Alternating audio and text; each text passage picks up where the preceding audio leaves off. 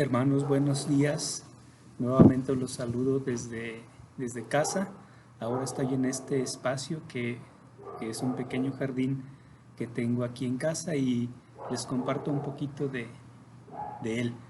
Esta es una nochebuena que me regaló el hermano Pepe y este año me regaló como 100 flores, rojas. Pero bueno, no estamos aquí para hablar de plantas ni de jardines.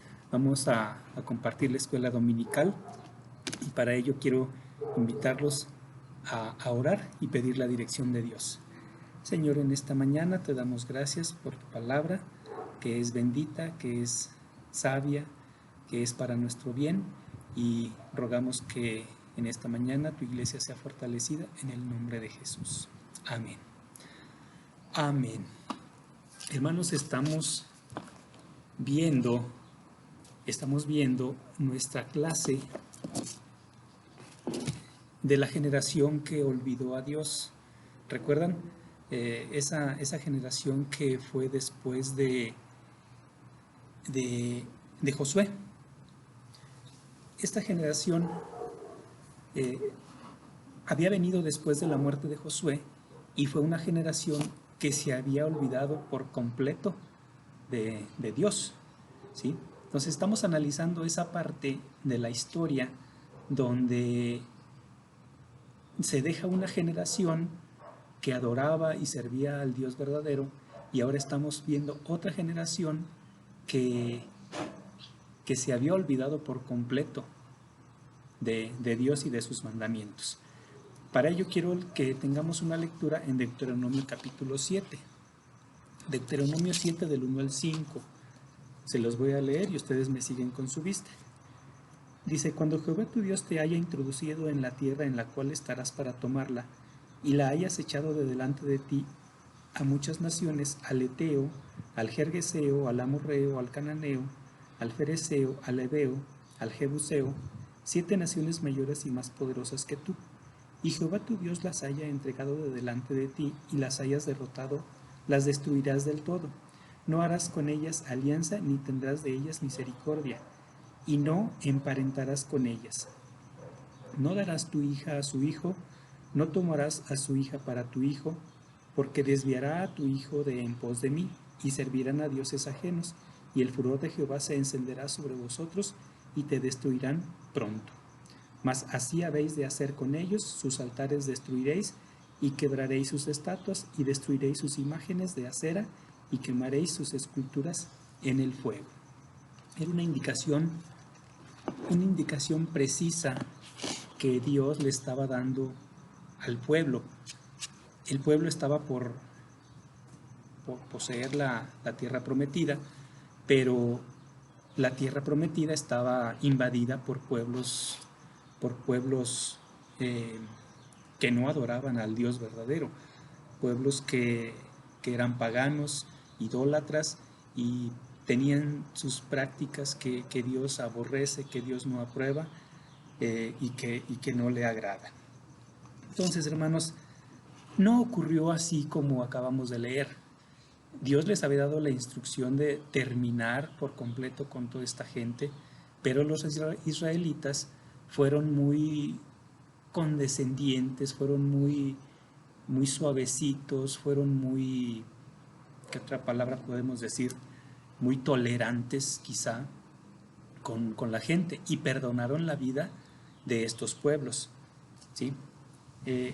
Entonces, este era el riesgo que corría el pueblo al no terminar por completamente con ellos, que finalmente iba a ser como una tentación aliarse con ellos, juntarse con ellos, aprender de ellos, hacer sus prácticas en cuanto a ceremonias, en cuanto a religión. Y es lo que Dios estaba previendo a través de sus mandamientos que hicieran, pero no fue así. Por eso hay 4 cosas que la clase pasada repasamos, vimos, que hay 4 cosas que representan el fracaso total. Y esto vino a ser el enemigo con el pueblo de Israel. Una es lazo, tropiezo, azote y espinas.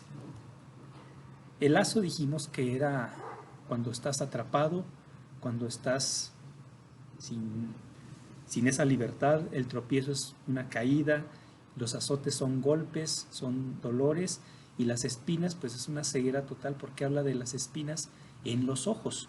No sé si alguno de ustedes se ha clavado una espina en alguna otra parte del cuerpo, pero es un dolor muy, muy fuerte. De hecho, se cree que una espina de alguna especie, por ejemplo el maguey o la palma, una espina puede causarte dolor toda una vida, por lo que representa y por lo fuerte que es esa picadura.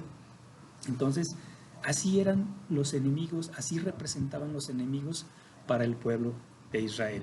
Quiero que vayamos a Jueces, ahora sí a Jueces 2, que es donde estamos tomando referencia para nuestra clase. Jueces capítulo 2, ahí enseguida. Bueno, primero está Josué y después Jueces. Y quiero que leamos del versículo 11 al 15. Y dice: después los hijos de Israel hicieron lo malo ante los ojos de Jehová y sirvieron a los Baales.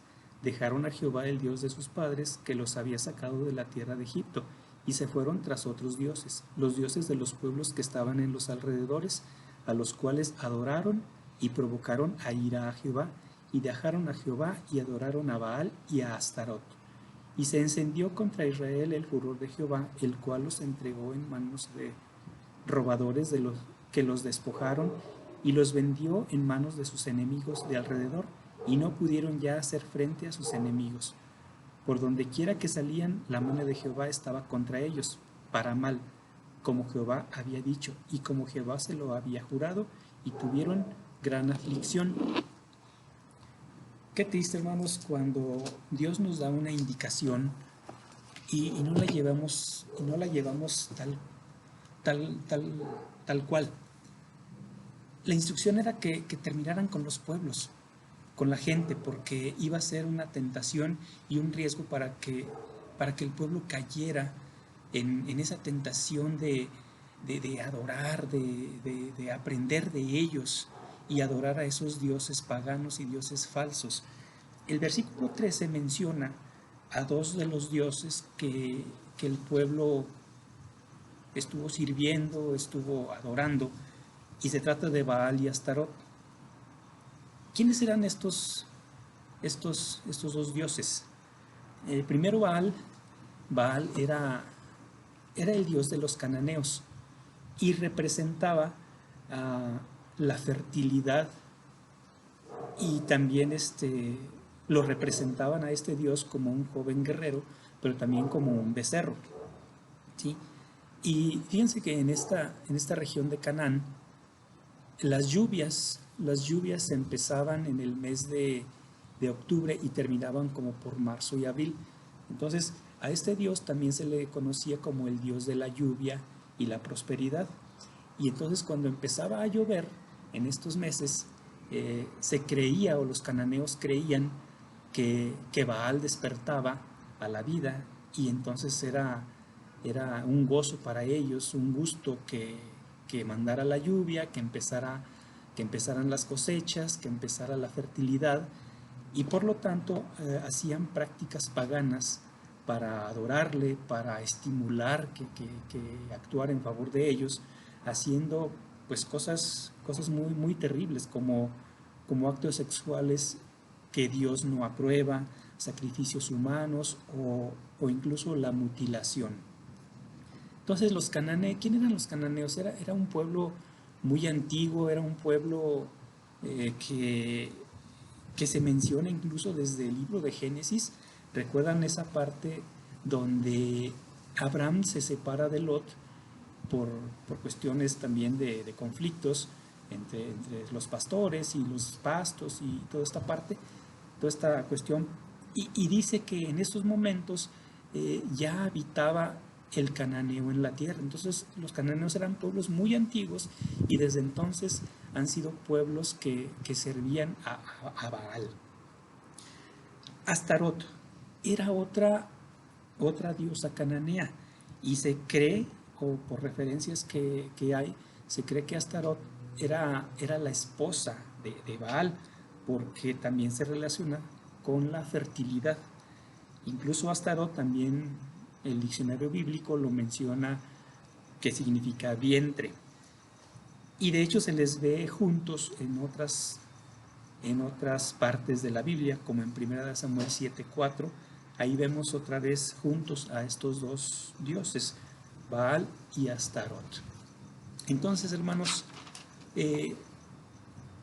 debió haber sido una tentación muy, muy fuerte para el pueblo de Israel, pues conocer cómo era esa nueva tierra, qué costumbres había, cómo vivía la gente, y no llevaron la instrucción que Dios les había dado de exterminarlo, sino que hicieron asociaciones con ellas, se aliaron, se casaron unos con otros, y entonces el enemigo finalmente vino a representar el lazo, el azote, los tropiezos y las espinas. Qué terrible, hermanos.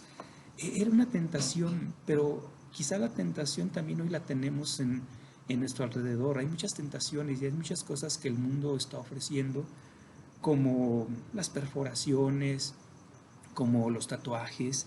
De hecho, dicen que los tatuajes llegan a ser como algo adictivo. Es decir, que empiezas con algo pequeño, con algo insignificante, con algo que no representa un problema, y quizá te haces un dibujo en un brazo, pero después llega la tentación y quieres en el otro brazo, y después en las piernas, y después en la espalda, y después el cuello, hasta que estás totalmente atrapado como ese lazo, como ese tropiezo que menciona la palabra. Entonces, hermanos, es necesario que los cristianos resistamos a las tentaciones que el mundo ofrece. ¿Por qué? Porque son un gran riesgo de alejarnos de Dios, de que ya no le sirvamos más al Dios verdadero y nos dejemos llevar por la corriente de este mundo, ¿sí? Y así dejamos de cumplir el plan de Dios en nuestra vida, que se nos revela a través de su palabra y de su Espíritu Santo.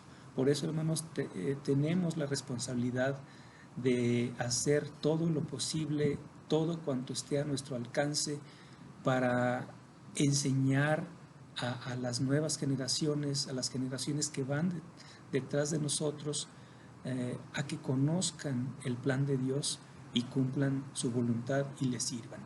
Entonces, hermanos, tenemos que trabajar duro, tenemos que seguir propagando el Evangelio, la palabra de Dios, para que muchas personas puedan servir y conocer al Dios verdadero. Que Dios les bendiga, y les mando un abrazo desde mi jardín en la casa. Que Dios les bendiga y espero verlos pronto.